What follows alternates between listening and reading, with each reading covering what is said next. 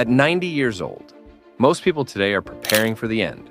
But imagine this, you're 90 years old, and your life is only half over. You still have a century left to learn new skills, change careers, fall in love again, rewrite your entire identity. This isn't a sci-fi fantasy. It's a real scientific possibility being studied right now. So, let's ask the uncomfortable question. What would actually happen if humans could live 200 years? Before we dive in, if you enjoy science-based what-if scenarios that explore the future of humanity, subscribe and turn on notifications. This channel isn't about hype. It's about real science and real consequences. Now, let's begin. Aging is not what you think. Most people think aging is natural and unavoidable, but science is discovering something disturbing.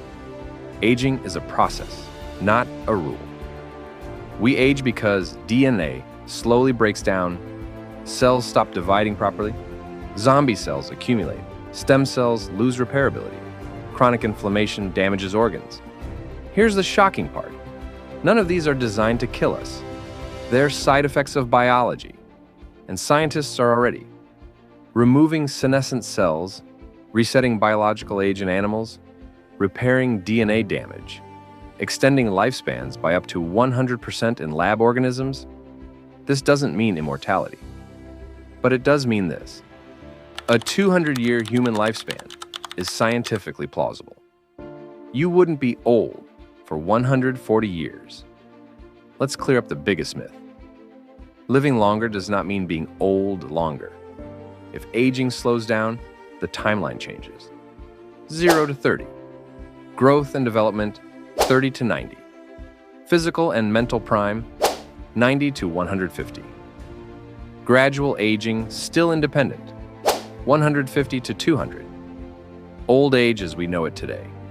Most diseases we associate with aging, Alzheimer's, heart disease, arthritis, are aging linked, not time linked. Slow aging leads to delayed disease. That alone would transform medicine forever. Careers would become multiple lifetimes. In a 200-year life, the idea of one career makes no sense.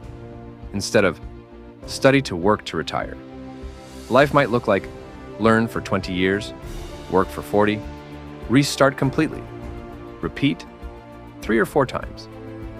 You could be a doctor at 50, an engineer at 90, a teacher at 130, a writer at 170. Education would no longer be a phase. It would be continuous. Love, marriage, and family would break old rules. Now comes the uncomfortable truth. Marriage for 150 years? That's longer than most empires survive. Society would likely shift toward time-limited marriages, multiple long-term partnerships, parenthood spread across decades, assisted reproduction becoming normal. Emotionally, people would change slower, but love would become less rushed and less desperate. The real danger, power and population.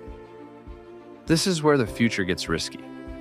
If people stop dying, but keep being born, overpopulation becomes unavoidable. Solutions would be difficult. Fewer children, later parenthood, strict resource control, possibly expansion beyond Earth, and power.